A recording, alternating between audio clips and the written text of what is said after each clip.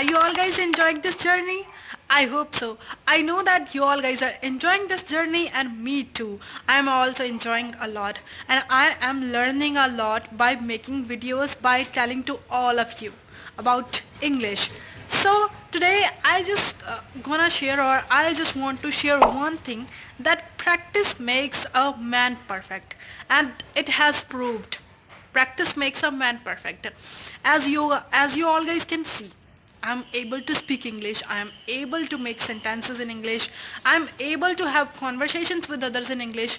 This is just happened just because of practice, just because of consistency. So if you guys are a dedicated learner, if you really want to improve your English, if you really want to improve your English from here to here, if you want to go on to the pro level, so what you have to do, you have to practice.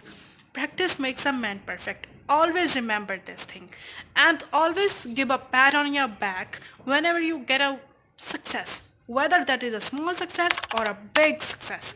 But try to appreciate yourself. Why?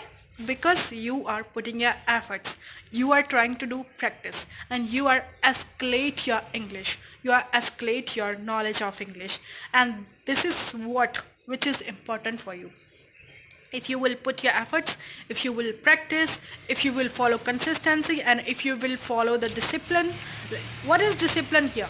Discipline means practicing on daily basis, consistency, and the next thing is like you have to try to learn new things on your daily basis. I'm not saying that you have to learn like new things on your daily basis, but try to learn one thing for one day and try to repeat that thing for 2 to 3 days, and then you will remember that thing, like then you will learn that thing in a good way. Okay, so try to learn as much as you can and this thing will help you a lot.